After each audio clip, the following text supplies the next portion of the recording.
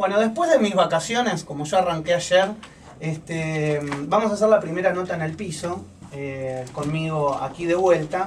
Y tuvimos la intención de invitar a Gustavo López, que en realidad viene como anillo al dedo por lo que ha sucedido ayer con Cristina Fernández de Kirchner, con la expresidenta de la Nación. Ustedes saben y conocen mi característica, que me gusta presentar un poco a la gente, más allá de que todo el mundo conoce habitualmente a los que les gusta la política, es bueno hablar de trayectoria también. Gustavo es político, es abogado, periodista, también es profesor. Hasta el 2003 formó parte de la Unión Cívica Radical, luego integró Forja, que es este partido en el cual Néstor Kirchner hablaba mucho de la transversalidad, y Forja se integró a esa transversalidad con el Frente para la Victoria. Fue subsecretario general de la presidencia durante muchos años, desde el 2008 hasta el 2015, si no cualquier cosa él me va a corregir después. Está correcto. Fue presidente nacional de los medios públicos, por ende luchó mucho por lo que era la ley de medios. También en algún momento podemos tocarlo tangencialmente o hablar profundamente como él quiera en este reportaje de esa ley de medios que quedó allá lejos y en desuso, al parecer.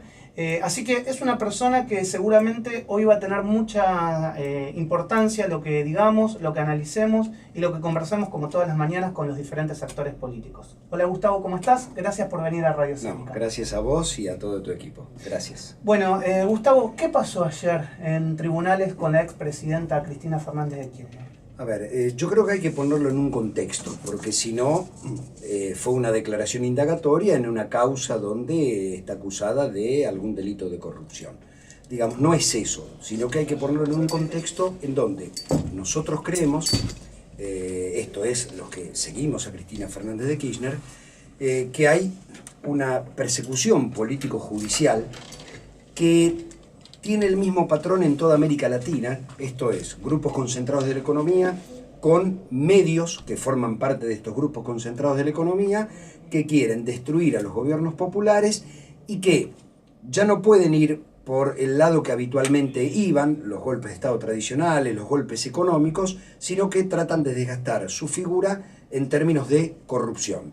Le pasó a Dilma Rousseff, le está pasando a Lula, que tuvo que ir a las Naciones Unidas para considerarse un perseguido político del juez Moro, y el caso de Brasil, que uno lo puede mirar con distancia porque se trata de otro país, quienes derrocan e invocan el sentido de la ética son los políticos más corruptos, es decir, es el establishment tradicional que durante años perdió el gobierno y lo recupera a cualquier medio.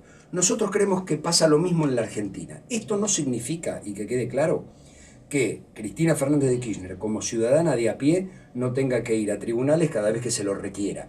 Ahora, cuando uno ve que Bonadío tiene una causa por el dólar futuro, que esa causa es claramente política, porque no es judiciable una medida o una decisión de política económica, independientemente de que sea acertada o desacertada, pero que esa causa, o por esa causa la procesa, que está en la Cámara, que la Cámara no termina de decidir qué es lo que pasa, que 2 veces la acusaron por el memorándum de entendimiento con Irán como si hubiera una maniobra para suplantar a los verdaderos culpables. La justicia lo rechaza 2 veces. Hay una causa melliza por supuesta traición a la patria y hay un entramado de causas por supuesta corrupción en donde se quiere hacer aparecer al kirchnerismo como una banda, como una mafia liderada por ella. Uno dice, bueno, a ver, una cosa es ir a la justicia cada vez que te requieran, otra cosa es qué panorama se está planteando para desgastar políticamente a un movimiento político que durante 12 años y medio hizo profundas transformaciones en la Argentina. Entonces, ayer la acompañamos porque creemos que independientemente de su obligación de ir, acá hay una movida política alrededor de esto. Y la verdad que después terminó de una manera muy emotiva. El operativo de seguridad que había armado Patricia Bullrich era bochornoso. Estábamos algo así como rodeados de gendarmes y policías. Se dice que había 300 gendarmes o diferentes policías o diferentes agentes de diferentes fuerzas. Sí, yo calculé alrededor de 400, 500 en total de federales, esto es gendarmes y policía. Y cuando ella está saliendo por el mismo lugar por donde entró, en lugar de la policía avisar a los manifestantes, que además eran partidarios de ella, cuidado, sale la expresidenta, córranse que va a pasar el auto, la policía corre las rejas, embiste con los escudos y con los palos, la gente no sabía qué era lo que estaba pasando, de golpe se le tiran 200 policías encima, empujándolos y pegándole palazo, la gente respondió, revoleando todo lo que tenía en la mano, y Cristina decide bajarse del auto y caminar. Es decir, si fuera por la policía eso terminaba en una trifulca. Yo creo que provocada. Para mí fue claramente provocada, porque si no, avisás. A ver, yo estaba allí y esa fue la sensación que a mí me quedó. Entonces, te das cuenta que la gente la sigue, que se emociona hasta las lágrimas, porque ella sale caminando entre la gente. Entonces, bueno, la verdad que tenemos un proceso político donde si ha habido casos de corrupción, como el de José López, la verdad que nos mata a todos. Hoy yo le decía a un periodista, que obviamente no me dejaba hablar, me preguntaba y se contestaba a sí mismo. Yo le decía, mirá, yo para ir ayer a las 9 de la mañana... Bueno, eso es un gran defecto que yo creo que el periodismo... te vas a dar cuenta en este programa que nosotros somos absolutamente lo contrario. Podemos tener ideas cada uno de nosotros porque claro, es mentira el periodista que te dice que no tiene idea. La idea la traes de la casa, la traes de la cuna, la traes de la educación. Nadie elige la educación que te dan tus padres. O sea en el ámbito público, sea en el ámbito privado. Uno cuando es chico no lo elegís. Uno se forma en una escala de valores. Eso formás, lo tiene toda la vida. Pero uno tiene que aprender a escuchar al otro. Si yo te invito a mi programa y yo te increpo, en vez de escucharte, preguntarte, anotar qué es lo que vos estás diciendo, sacar una reflexión. Me decían, Cristina dijo que no es amigo de Báez ni socio, está mintiendo. Bueno, entonces ni siquiera me preguntes. Si vos tenés la respuesta, digo, a ver, ella dice que no.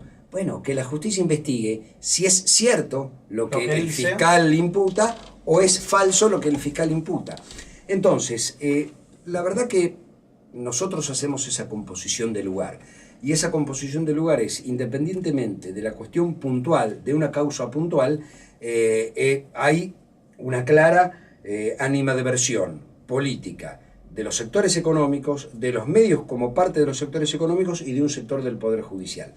Y yo te decía esto, para ayer poder acompañarla a tribunales, tuve que llamar a un colega de la universidad, porque yo a las 7 tenía que estar dando clases, para decirle, te pido por favor reemplazame. Y encima a las 9:30 tenía una audiencia en tribunales, le tuve que decir a alguien de mi estudio, mirá, reemplazame en la audiencia. Es decir, ellos quieren instalar que uno pasó por la función pública y después toma margaritas y se tira panza arriba, y cada uno vuelve, pero volví a mi estudio de abogado, nunca dejé de dar clases. Y entonces te la tenés que rebuscar para ver cómo podés ir para acompañarla, porque esta es la vida cotidiana. Además, la que uno elige. La militancia política es un gusto, es un placer y es un sacrificio personal. A mí me preguntan, ¿vos qué haces? Mirá, vivo del derecho y de las clases que doy. Ahora, me dedico a la política todo el día.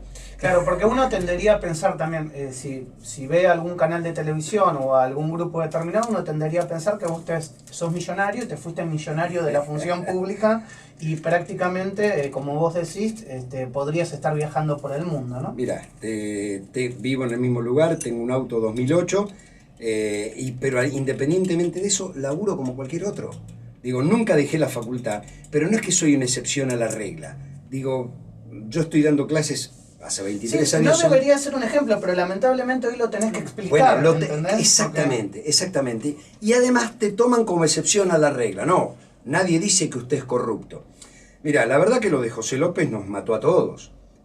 ¿Por qué? Porque un tipo revoleando 9 millones de dólares es un escándalo. Es un escándalo, sea de la actividad que sea y encima de la política. Vos tenés que remontar esa cuesta que te deja esa persona. Ahora, yo lo que quiero discutir es política. Yo quiero discutir lo que significó el kirchnerismo en los 12 años y medio de la vida política argentina. Claro, lo que pasa es que la pregunta ahí, a ver, vamos a ponernos en abogado del diablo. ¿Cuál sería la pregunta? Es decir, nadie del entorno de José López vio que este hombre podía acumular 9 millones, 10, 8, 5, es decir, fallaron los controles internos del Poder Ejecutivo y también externos. Vos me preguntás, el resultado es que sí, no tengo la menor duda que fallaron los controles. Si vos me preguntás, ¿vos sospechabas de alguno? Y sí, de Jaime sí, la verdad que se ponía pulseritas de oro, hacía ostentación.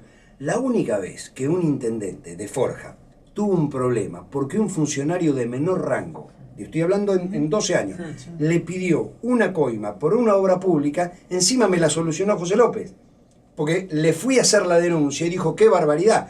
Ahora, después si el tipo me tomaba el pelo, y dice, pero es la anécdota que tengo. Digo, esto no lo exculpa ni lo salva. Lo que digo es, si no hay ostentación de nada, vos no te das cuenta. Ahora, fallan los controles. A mí me tocó, en la Subsecretaría General de la Presidencia, hacíamos de todo. Pero me tocó coordinar un programa que lo propusimos para el Bicentenario, que eran las casas de la historia y de la cultura del Bicentenario. Inauguramos alrededor de 140 centros culturales. Era el Ministerio que ponía la plata para hacer las obras, el Instituto de Cine, el Instituto del Teatro, digamos, montábamos un centro cultural. Ahora, el Ministerio de Trabajo, en las 140 casas que inauguró, de 450 metros cada una, nunca pagó la segunda cuota si el intendente no rendía la primera. Entonces, uno está acostumbrado, el Estado funciona así.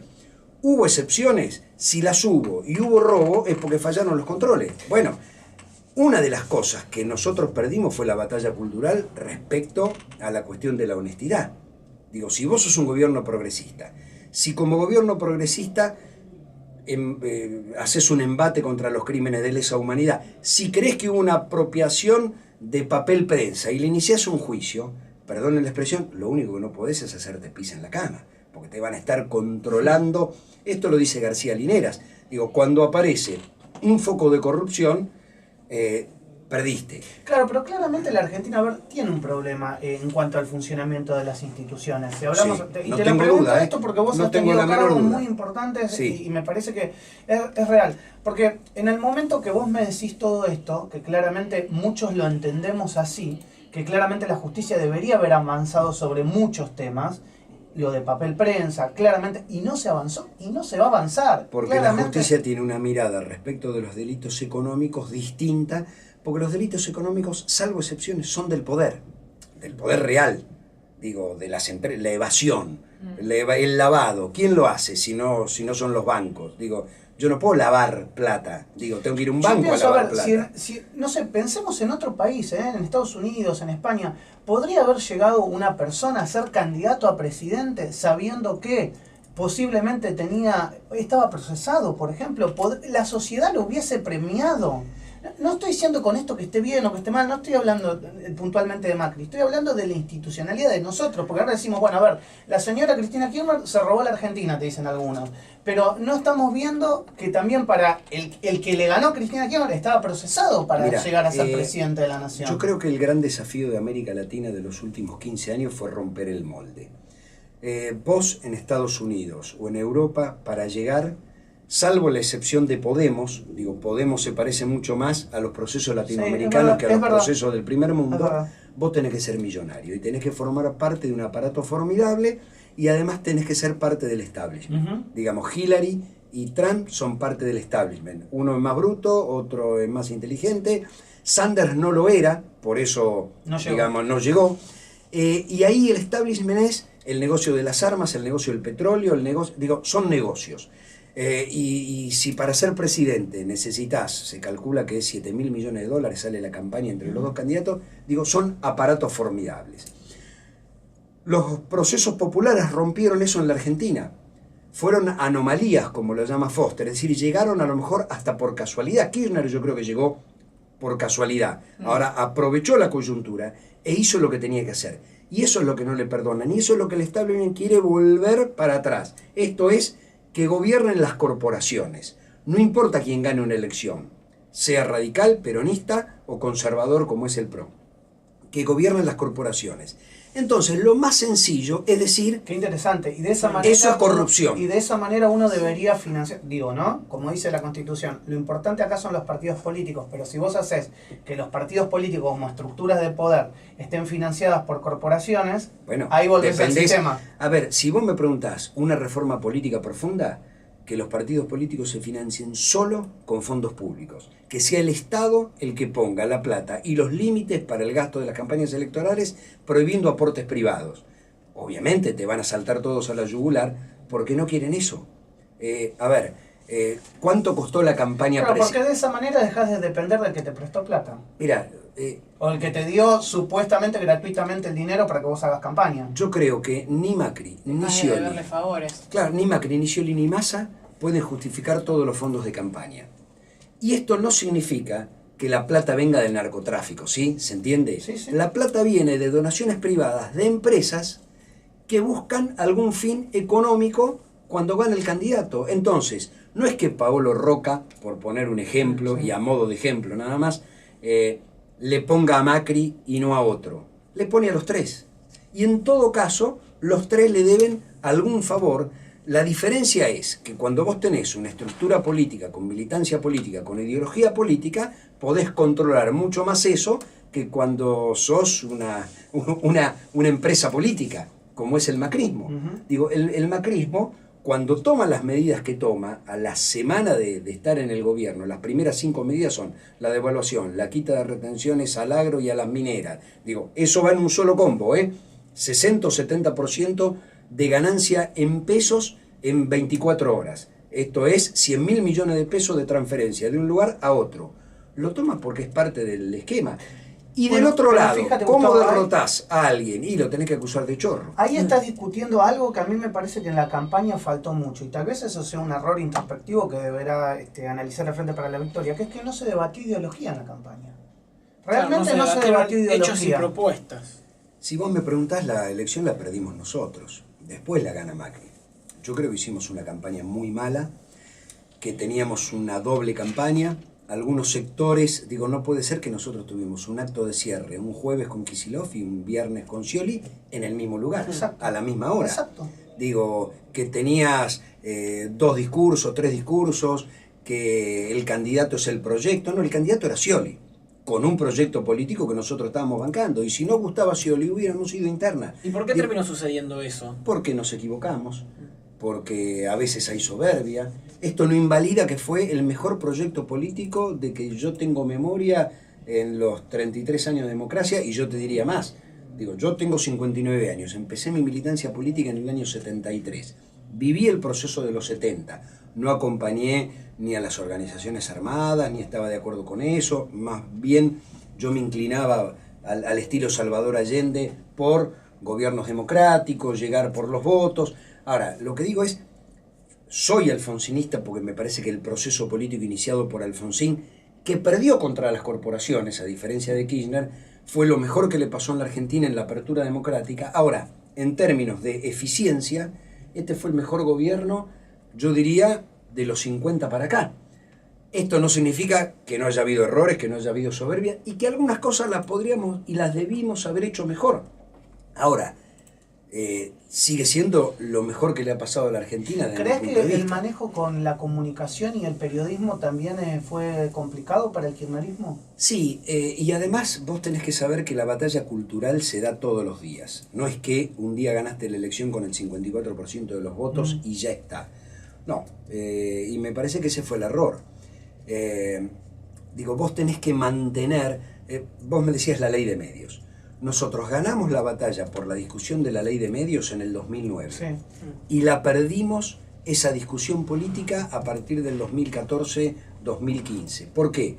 Porque cuando nosotros decíamos que veníamos a democratizar los medios y Clarín defendía un negocio, la gente nos creyó a nosotros y además entendió que Clarín defendía un negocio. Cuando en el 2013, el 2014, Clarín decía: lo único que les interesa es aplicarla contra nosotros y no contra otros, bla, bla, bla, bla, bla, nosotros nos equivocamos. Tuvimos acciones que terminaron confirmando la regla, aunque no fuera cierto. Digo, cuando vos le vas a notificar una resolución a Clarín a la puerta, vos lo que estás confirmando es la hipótesis. Que ibas en contra de Clarín solamente. Exactamente. Entonces, ¿esto era así? Yo creo que no. Sin embargo, vos tenés que mantener la opinión pública, porque esto es un sistema democrático. No te alcanza con tener la ley.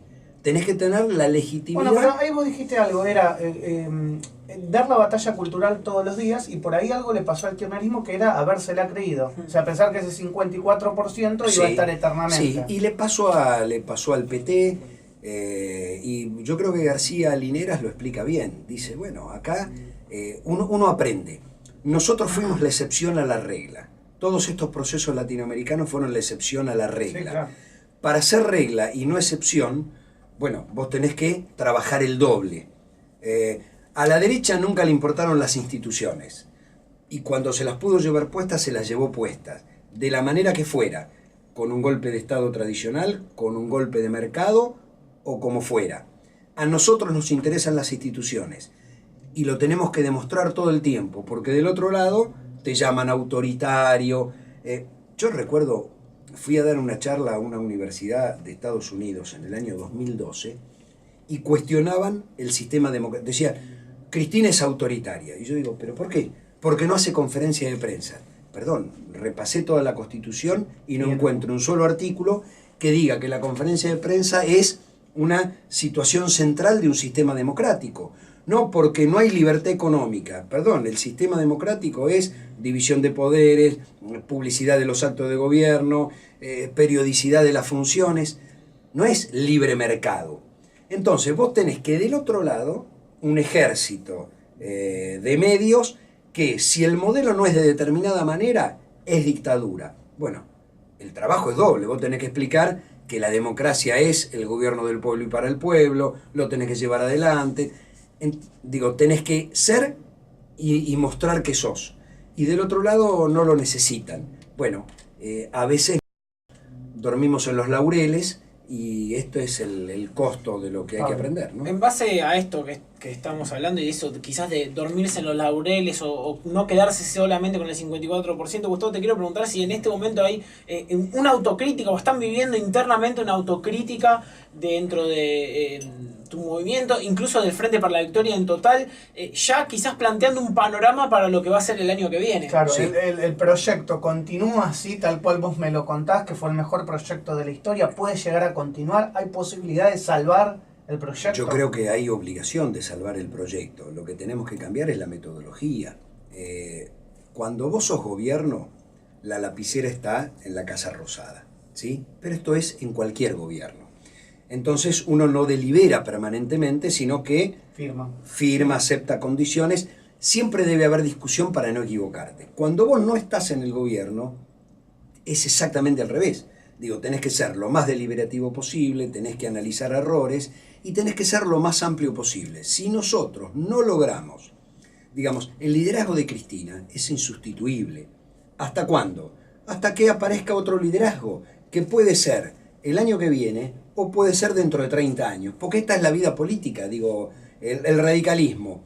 Lo tuvo Irigoyen, lo tuvo a Balbín, que fue líder radical, pero que nunca superó el 25% de los votos, y lo tuvo Alfonsín. Estamos hablando, en 70 años, 3 líderes. Y no se sustituye fácilmente. Vos seguís teniendo un partido, pero no se sustituye el liderazgo.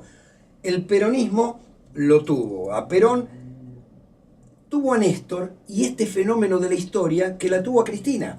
Entonces, tenemos el liderazgo. Ahora, la construcción política es otra cosa. La construcción política implica diálogo, implica reconocer al otro, implica ser amplios. Ese es el desafío. Si no lo logramos, sonamos. Estuviste muy cerca del poder ejecutivo, ¿no? La verdad que me imagino que cuando eras funcionario habrás tenido más de una vez a la semana posibilidad de hablar con Cristina Kirchner, en su momento con Néstor Kirchner. No me cabe la menor duda de eso. Es una pregunta que tal vez la gente se dice en la calle. Cuando uno está en el Ejecutivo, tiene muchas presiones. Tiene presiones de corporaciones, tiene presiones de gente que viene y te dice, bueno, mirá, si haces esto, puede haber esto. Te pregunto, ¿cómo se manejan? ¿Caes muchas veces en la posibilidad de caer en la tentación de algo que te dan o de algo por el cual te presionan? ¿Cómo es el ejercicio del poder día a día? Mira, las presiones existen. Te puedo decir que en los años de kirchnerismo tuve menos presiones que cuando estuve a cargo del CONFER, por ejemplo. Porque cuando vos sos cabeza de un organismo, sí, tenés al presidente arriba, pero la cabeza del organismo sos vos. Entonces las presiones eran muy fuertes. Yo quería sancionar un decreto que finalmente se sancionó con un nuevo plan de televisión, estoy hablando en el gobierno de la Alianza, que implicaba la apertura de nuevos canales, y los canales existentes me querían matar. Claro. No querían competencia, pero además con amenazas, con una serie de cosas. Duro. Muy duro, y con la tapa de los diarios, porque además la manejan ellos. y con las radios que ellos mismos manejan. Entonces, esas presiones existen. También existen presiones dentro del propio gobierno. Yo tuve un episodio sobre el final del gobierno de la Alianza donde querían que, por aplicación del estado de sitio, el 19 y 20 de diciembre, los canales de televisión no transmitieran lo que estaba pasando en la Plaza de Mayo. Y yo me negué. Ahora, en ese momento tenía que tener la lucidez de decir, ¿qué hago? ¿Sigo la instrucción del presidente o tiro por la borda lo que yo creo y acá se está equivocando? Bueno, nada, son esos momentos que tenés que tomar una decisión y la tomé y no me equivoqué y me pude haber equivocado. En estos años de kirchnerismo sí he aprendido que uno tiene que ser prudente en las declaraciones. ¿Por qué? Porque por el cargo que ocupaba yo terminaba hablando en nombre de la presidenta, claro, entonces yo no puedo decir cualquier cosa. ¿Por qué? Porque la comprometo a ella. Ahora, lo aprendí en el primer bife que me pegaron después de una declaración. Por imprudencia mía, no bife que me pegaron adentro del gobierno. Lo que digo es, digo algo y para la periodista no lo decía yo, lo estaba diciendo la presidenta de la Nación. Entonces uno aprende. La verdad que obviamente me he formado para esto. Ahora, he estado, mira que he estado en el gobierno de Alfonsín, he estado en el gobierno de la Alianza y he estado en el kirchnerismo. Nunca estuve en un gobierno que ante cualquier dificultad salió para adelante y por arriba. Es decir, ideológicamente me sentía mucho más satisfecho. Nunca se retrocedió frente al apriete de una corporación, sino que frente al apriete de una corporación uno salía a partir de las convicciones que tenía, redoblaba la apuesta. Después te podía salir bien o te podía salir mal. Y eso también yo creo que es un aprendizaje de Kirchner respecto de Alfonsín. Cuando a Alfonsín lo apretaron fiero más de una vez, para salvar, a él le preocupaba mucho, le obsesionaba la democracia. Claro. Era otro contexto. Era otro contexto. Entonces, en un momento determinado, él dice, bueno, en favor de la democracia voy a conceder esto. Y después los tipos no quieren esto. Quieren esto, y esto, y esto. En realidad lo que quieren es el gobierno. Quieren manejar el poder. Kirchner lo tenía muy claro. Y dio todas las batallas. Entre la convicción, la militancia y la coyuntura internacional, pudo ganar esas batallas. Porque también te tiene que ayudar la coyuntura. Entonces, digamos que uno aprende y la política se construye escuchando, militando. Creo que en algunas áreas, después de tantos años de gestión, vos te vas desgastando. Hay gente que se va, se pelea por algún motivo. Y yo creo que el recambio que era necesario, en algunas áreas nos faltó experiencia de gestión. Me gustaría preguntarte por el partido en el cual recién estás nombrando, empezaste, la Unión Cívica Radical, tenés obviamente talante para hablar de un partido en el cual estuviste, en el cual fuiste funcionario, en el cual ejerciste el poder también desde el ámbito en el cual te tocó. ¿Cómo ves hoy a la Unión Cívica Radical pegada, si se quiere, a una concepción ideológicamente del gobierno o de las ideas no tradicional a la Unión Cívica Radical? Y a ver, me siento mal.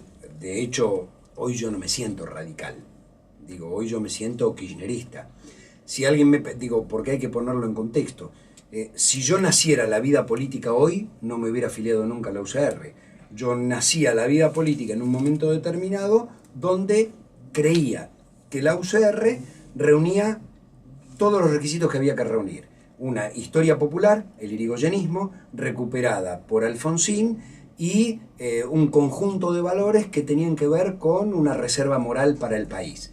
La intransigencia, la honestidad. Entonces uno dice, y obviamente cuando hablo de Alfonsín y no hablo de los sectores más conservadores, porque además estaba todo aquello que había que rescatar del peronismo, que era la justicia social, la independencia económica. Entonces el Alfonsín del 83 llenaba mis expectativas. Algunos lo que dicen es que fue una excepción a la regla dentro del radicalismo, porque vos tenés un radicalismo hasta el año 33 que muere Irigoyen, y después, durante muchos años, tenés otro. No por casualidad nosotros rescatamos el nombre de Forja. Forja eran los tipos irigoyenistas que en el 35 fundan una línea interna que luego termina en el peronismo. Jaureche, Scalabrini Ortiz, Homero Mansi. ¿Por qué? Porque consideraban al peronismo como una continuidad histórica del irigoyenismo. Y yo creo yo creo que hay dos grandes veredas. Una, Irigoyen la llamaba la causa contra el régimen, pero Perón la llamaba patria o colonia, y Cristina la llama democracia corporaciones.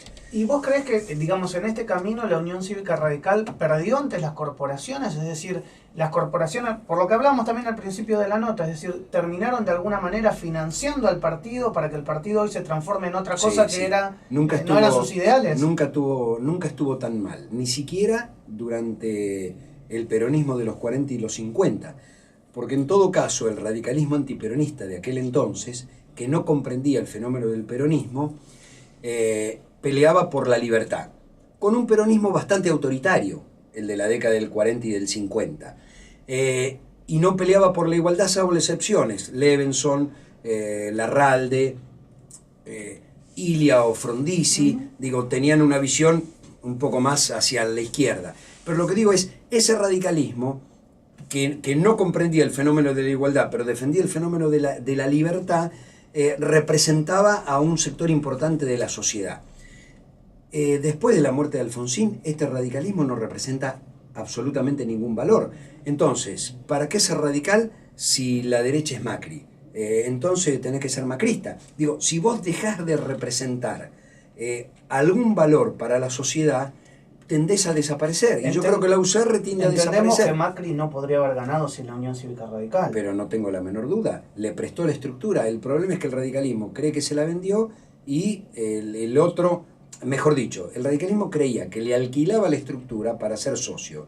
Y Macri la compró al precio de alquiler. Fíjate lo de Córdoba.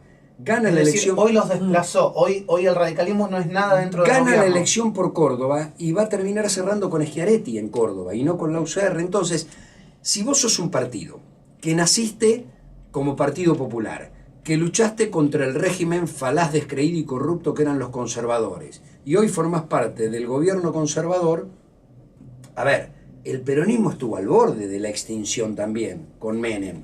La diferencia es que se pudo reciclar, porque yo creo que Kirchner salva al peronismo del derrotero neoliberal. Y el radicalismo, después del gobierno de la Alianza, se estrelló contra un muro. Entonces yo celebro que un tipo como Leopoldo Moró, mano derecha de Alfonsín, haya roto con la UCR y que hoy estemos trabajando juntos. El partido formalmente todavía es Forja, pero lo estamos transformando en el MNA Forja, el Movimiento Nacional Alfonsinista y Forja.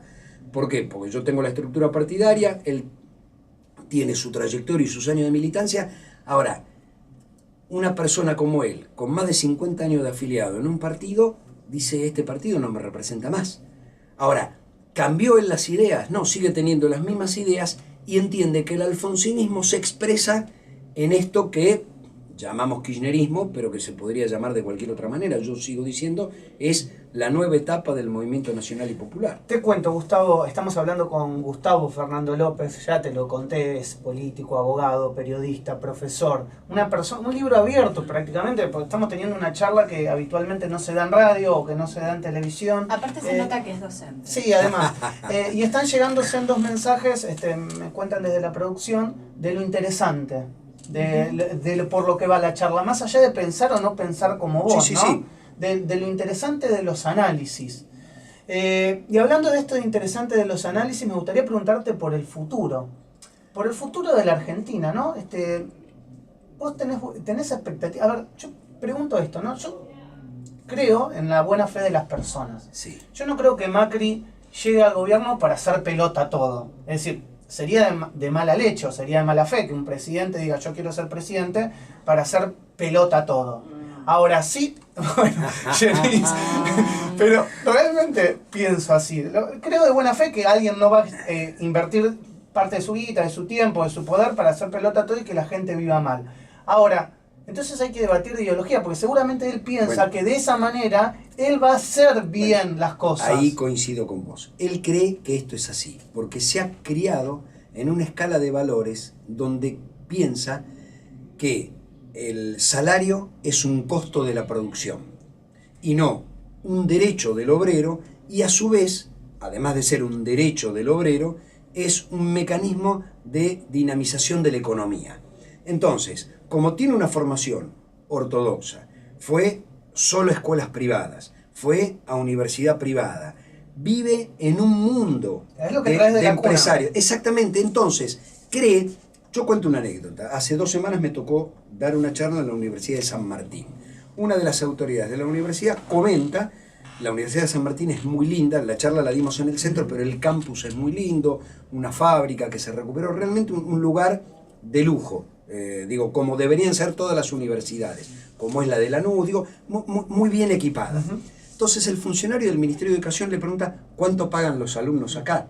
Le dijeron, no, es pública. Es gratuita. Es gratuita. No lo podía entender. Pero a ver. Es su concepción.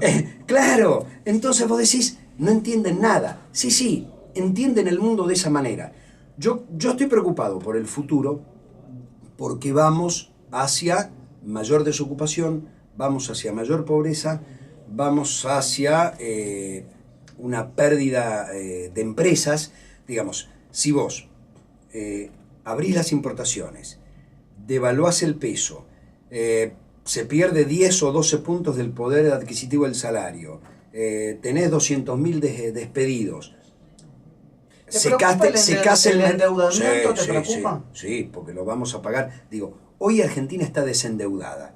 Debemos el 50% del PBI. Antes de asumir Macri debíamos el 43% del PBI. O sea que ya aumentamos 7 puntos. Aumentamos 7 puntos. Para el año que viene, el presupuesto que quieren aprobar prevé un endeudamiento entre privado, público y provincial de 45.000 millones de dólares. A ver, estamos lejos del 160% que debíamos cuando asumió Kirchner, pero vamos camino a eso. A ver, si vos no le cobrás impuesto a los ricos, ¿cómo financiás el gasto público? Con endeudamiento. Es decir, o lo financiás cobrando impuestos o lo financiás con endeudamiento. Ahora, si lo financiás con endeudamiento, en algún momento se va a cortar la rueda. A lo mejor no es ahora y es dentro de 5 años, pero lo vas a tener que pagar. ¿Cómo hacen? Hoy las provincias no tienen recursos. Bueno, tal vez por eso la idea es recortar el Estado. Por más que no te lo digan. Están haciendo las dos achicarlo. cosas. Claro, pero no lo pueden achicar de golpe porque se dieron... A ver, si vos crees que en el mundo te vas a insertar exportando productos primarios, tenés que saber que es un país para 15 millones de personas y te sobran 25 millones. Entonces, el futuro inmediato es el colapso, el estallido social.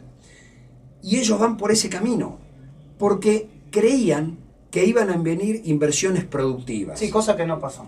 Y no va a pasar, porque el mundo te quiere vender. Ahora, si vos no entendés que la única manera de sostener la actividad económica es con la demanda interna, aunque ideológicamente estés en contra, vas a tener problemas. Entonces, como ellos no están sosteniendo la demanda... Además, invirtiendo recursos en investigación y desarrollo, bueno, cosa que por el contrario ahora nos damos cuenta que se quiere recortar. Pero porque tiene una mentalidad neoliberal. Entonces, recortan el Estado en ciencia, en tecnología, en educación, en investigación. Perdés trabajo, secaste el mercado interno, hay menos plata, la gente consume menos, recaudás menos, te tenés que endeudar.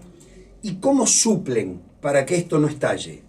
Con asistencialismo, que no es lo mismo que producción. Yo te voy a dar un ejemplo que pasó en Inglaterra de Margaret Thatcher. Margaret Thatcher, siendo primera ministra británica, dijo: todos los excedentes, es decir, toda la ganancia del petróleo del Mar del Norte, la vamos a aplicar a planes sociales. Uno podría decir, ¡qué bien! Entonces un laborista le pregunta, ¿y por qué no lo invierte en crear trabajo? Y contestó, porque un obrero siempre es un problema, un asistenciado no. Te dicen, te voy a contar algo que te dicen, una visión. Pero lo dijo, Es terrible. Está muy bueno, interesante la charla. La verdad que dijo cosas muy interesantes, aunque estoy diametralmente opuesto a él.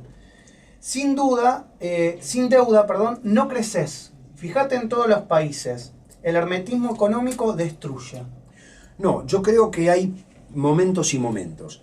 Yo creo que Argentina necesitaba desendeudarse, porque la deuda externa era un problema insoluble, era un problema que no te permitía crecer, porque debías el 160% del PBI, y esa deuda se había acumulado de la dictadura en adelante. Te condicionaba económicamente porque te condicionaban el programa económico. Yo creo que, así como el juicio a las juntas de Alfonsín fue la ruptura necesaria para terminar con la inestabilidad política de 53 años, porque por primera vez sentaste en un banquillo de los acusados y lo condenaste a cadena perpetua a quien había cometido crímenes, y eso cambió la democracia argentina. La ruptura de Néstor Kirchner con el Fondo Monetario cambió la política económica de la Argentina. Yo estoy de acuerdo con eso. Y era más que Yo estoy de acuerdo necesario. con eso. Yo creo que nosotros sí nos equivocamos, y este es mi punto de vista, y otro puede pensar lo contrario, cuando, no en la primera renegociación y la segunda de la deuda externa, no me acuerdo qué había que pagar, estoy hablando del 2012, ¿eh? Y la discusión es, ¿la pagamos con emisión de deuda o la pagamos con reservas? En ese momento se decidió pagarla con reservas. Me acuerdo. En el gobierno había un debate. Había un sector del Ministerio de Economía que decía emisión de deuda. Emisión de deuda. Y hay otro sector que decía reservas. La pagamos con reservas. El diario del lunes nos indicó que había que pagarla con emisión de deuda. Te habías desfinanciado y habías... Exactamente. ¿Por qué? Porque hubo una crisis económica internacional y la economía se resintió. Ahora, por eso yo digo, coincido con el oyente, no siempre la deuda es mala. Ahora, ¿por qué digo que la deuda de Macri es mala? ¿Porque la toma Macri? No, porque es para pagar gastos corrientes. Bueno, porque dejaste de recaudar. Ahí diste en la tecla. Bueno, ese es el asunto. Ahí diste en la tecla. Vos no estás poniendo la deuda al servicio de la inversión o del desarrollo tecnológico 20 años. La estás poniendo para pagar gasto corriente, porque le dejaste de cobrar a las mineras y a las cerealeras, vos dejaste de recaudar 100.000 millones de pesos. ¿Quién lo pone? Y tomo deuda. No, así no es. Claro, para pagar los sueldos, este es el problema. Entonces, yo creo que el mejor manejo de la deuda de la historia argentina la hizo el kirchnerismo. Y en un momento determinado, en lugar de seguir pagando con reservas, a lo mejor había que endeudarse para inversiones productivas o incluso para pagar deuda. ¿Por qué? Porque siempre es bueno tener reservas. Claro, lo que pasa es que tal vez eso iba en contra de lo ideológico. Bueno, si se hubiese hecho en ese momento, lo que pasa es que después tenés que explicarlo. Lo ideológico no puede ser dogmático, lo ideológico tiene que ser de propuestas a futuro, tiene que ser de horizonte. Digo, el dogmatismo es para las religiones, o en todo caso... Interesante. Y sí, porque digo, a ver, vos tenés que gobernar para la gente, o a favor o en contra de la gente, eso es lo ideológico. Las medidas coyunturales son coyunturales. A ver, vos me podés decir, che, se equivocaron con el cepo, y yo te digo, mirá, es discutible, y a lo mejor sí nos equivocamos con el cepo. Ahora, teníamos un problema de financiamiento externo. ¿Por qué? Porque nosotros exportábamos más o menos 72.000 millones de dólares e importábamos 70.000 millones de dólares. Si vos importabas más, necesitabas dólares. ¿De dónde los sacábamos? Bueno, a lo mejor había que endeudarse para financiar, pero ¿para financiar qué? Entonces lo que se resolvió es no dejar comprar y vender libremente el dólar. Ahora, ¿sabes qué? Eso nos perjudicó electoralmente. Entonces, o había que haber buscado otra fórmula, o había que haberlo explicado mejor. Ahora, el objetivo era no desfinanciar la economía. El salto cualitativo que tiene que dar Argentina o que tiene que dar América Latina, nosotros dimos un salto cualitativo hasta un punto. Recuperación del empleo, recuperación del mercado interno, recuperación de la economía. Ahora, hicimos redistribución del ingreso. No hicimos redistribución de los factores de producción. Ni siquiera lo pudo hacer Perón en la década del 50. Bueno, ese es el desafío grande de... A futuro. Sí, que este no es el camino, ¿eh? Digo, a nosotros nos iba a costar. ¿Por qué? Porque vos decís, bueno, ¿cómo me convierto? ¿En qué parte me convierto en país desarrollado? ¿Me puedo convertir en país desarrollado fabricando autos? No. No puedo. Me pasé absolutamente del tiempo, pero es la última pregunta. Sí, y la verdad, porque aprovechando lo que también hiciste en tu vida, en el ejercicio de la función, que estuviste a cargo de la Secretaría Cultural de la Ciudad de Buenos Aires, ¿se terminó el sueño de la patria latinoamericana? No. Me parece que, como dice García Linera, estas son oleadas. Estamos en una contraola. Digo, lo que sucedió en estos 15 años... fue muy parecido a lo que había sucedido en las luchas por la independencia en el siglo XIX. Ahora, hemos aprendido y todavía está en el ADN de la gente, es decir, fue muy reciente. Me parece que estamos en una contraola, que esa contraola no tiene todas a favor, porque también la gente tiene muy reciente lo que pasó en los 90 y lo que pasó hasta hace 2 años, y que tenemos que ser inteligentes, tenemos que ser humildes y tenemos que ser amplios, y que podemos recuperar la iniciativa. Ese es el gran desafío y la obligación, no perder la oportunidad. Entonces yo creo que el sueño de la patria grande está ahí, pero tenemos que aprender de la experiencia, por algo perdimos la elección. Gustavo, gracias por haber venido a Radio Sónica, las puertas están abiertas para cuando quieras volver a desarrollar este y otros temas de los tantos que hemos hablado. Gracias.